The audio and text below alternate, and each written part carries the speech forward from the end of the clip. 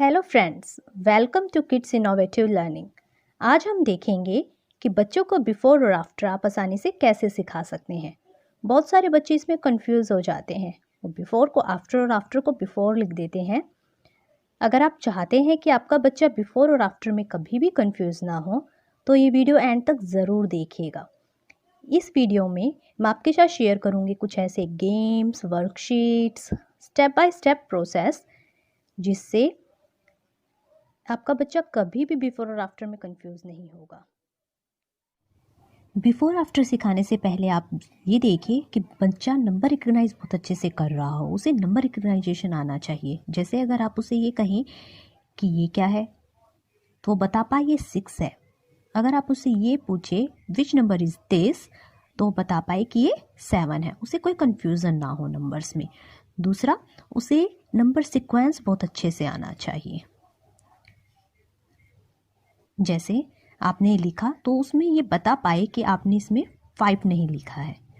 इस तरीके से उसे नंबर रिकग्नाइजेशन और नंबर सीक्वेंस बहुत अच्छे से आना चाहिए। ये 1 to 20 उसे अच्छे से क्लियर होना चाहिए। उसके बाद भी आप कभी भी सीधे नोटबुक लेकर मत बैठिए। पहले आप उसका डे टू डे लाइफ में कंसेप्ट क्लियर कीजिए, उसका बेस स्ट्रॉन्ग कीजिए। जैसे मान लीजिए आप बाहर से आ रहे हैं, सबसे पहले उसके पापा ने एंट्री की है, फिर बेबी ने एंट्री की है, फिर आपने एंट्री की है, तो उससे पूछिए हु कम्स आफ्टर यू। इस तरीके से उसका बिफोर और आफ्टर का जो कंसेप्ट है वो क्लियर होगा, उसे समझ आएगा कि आफ्टर का मतलब क्या होता है। इसी तरीके से दूसरा एग्जाम्पल आप ले सकते हैं। जैसे कि वो अपने टॉय से खेल रहा है, उसे बास्केट में डाल रहा है, तो आप पूछ सकते हैं which toy you put in basket after ball. या फिर उसके टॉयज़ को आप एक ऑर्डर में अरेंज कर दीजिए और फिर उससे पूछिए कि इसके बाद कौन सा टॉय है। तो इन सब से क्या होगा, उसका बिफोर और आफ्टर का कंसेप्ट क्लियर होगा, उसका बेस स्ट्रॉन्ग होगा। जब भी आप बच्चे को बिफोर आफ्टर सिखाना चाह रहे हैं तो डे टू डे लाइफ में डेली बेसिस पे वो जो भी काम कर रहा है उसमें आप उसको बिफोर और आफ्टर इंट्रोड्यूस करते रहिए। ये बहुत ही इफेक्टिव तरीका होता है बच्चे को खेल खेल में सिखाने का। एक फेमस फिलोसोफर है, एजुकेशनल रिफॉर्मर है, जॉन डीवी। उसकी एक थ्योरी है लर्निंग बाय डूइंग, यानी कि अगर बच्चा जो करके सीखता है, जो खेल के थ्रू सीखता है, वो सबसे इफेक्टिव तरीका होता है उसको सिखाने का और सबसे स्ट्रॉन्ग तरीका होता है। इसके बाद उसके कंसेप्ट को और क्लियर करने के लिए आप इस तरह का गेम बना सकते हैं। ये गेम बनाना बहुत इजी है। मैंने जस्ट सिंपल कार्डबोर्ड लिया है, उसके ऊपर इस तरीके से लाइन बना के और पेपर लगा दिया है, पेस्ट कर दिया है। और ये एनिमल्स मैंने अपने बच्चे के टॉय में से ही लिए हैं। तो एनिमल्स को इस तरीके से सेट कर दीजिए। रेस का ये गेम है और बच्चे से पूछिए which animal is after lion, तो बताएगा एलिफेंट। फिर आप पूछिए which animal is after cat, बताएगा डॉग। इस तरीके से उसका कंसेप्ट क्लियर होगा। अब आप इस तरह से एक और गेम बना सकते हैं। ये गेम मुझे बहुत इफेक्टिव लगा, ये मैंने अपने बेटे के लिए बनाया था। इस गेम को बनाना बहुत ईजी है। जस्ट एक सिंपल कार्डबोर्ड लेके मैंने इस पेपर को इस तरीके से टेप से पैक कर दिया है। एक सिंपल धागा लिया है, इसके अंदर बटन डाल दिया है।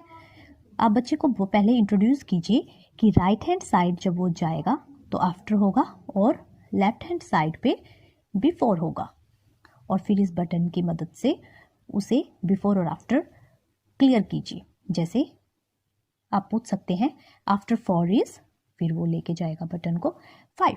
इस तरीके से गेम के थ्रू वो बहुत जल्दी समझेगा। इन गेम्स को खेलते हुए मैं अपने बेटे की वीडियो ऐड कर रही हूँ ताकि आपको और अच्छे से क्लियर हो जाए कि किस तरीके से इन गेम को खिलाना है। आफ्टर 4 विच नंबर इज, दिखाओ एक minute, which number is after 2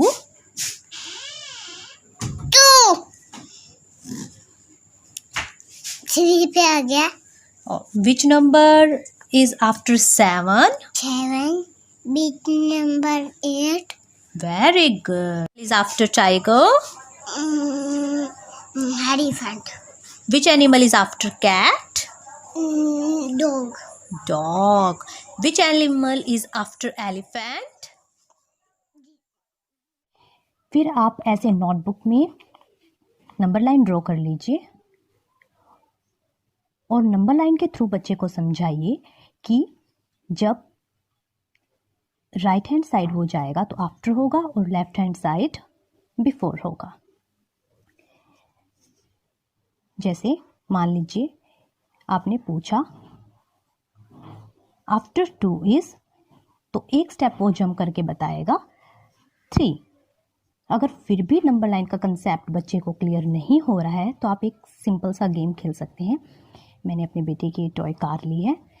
आप इस तरीके से बोलिए कि जो नंबर यहाँ लिखा है कार को वहाँ सेट कर दे, और फिर कार जब इस तरफ जाएगी तो किस नंबर पे आके रुकेगी? 3 पर। तो आफ्टर 2 इज 3, तो यहाँ पर 3 लिखिए। इस तरीके से बच्चे गेम के थ्रू सीख जाएंगे और उनका आफ्टर का कंसेप्ट है, बिफोर का कंसेप्ट है, वो क्लियर होगा।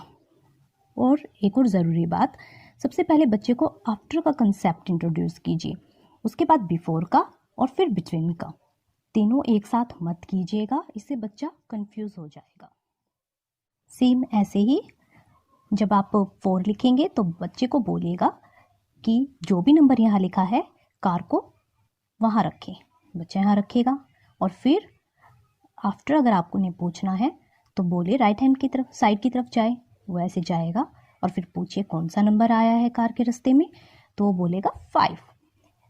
तो इस तरह से उसे आफ्टर का मीनिंग क्लियर होगा और उसे समझ आएगा कि बिफोर या आफ्टर क्या है।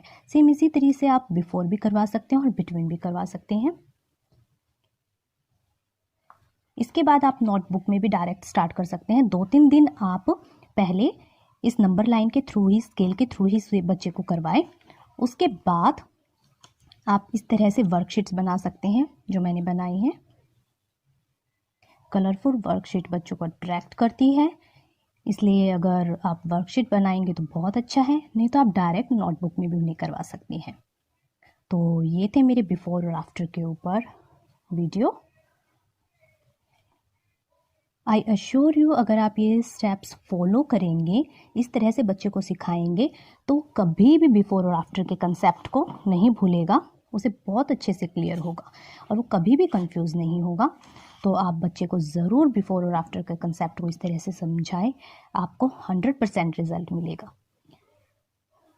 अगर आपको मेरी वीडियो पसंद आई हो तो प्लीज़ इसे लाइक और शेयर ज़रूर कीजिए, चैनल को सब्सक्राइब ज़रूर कर लीजिएगा। Thank you, thanks for watching.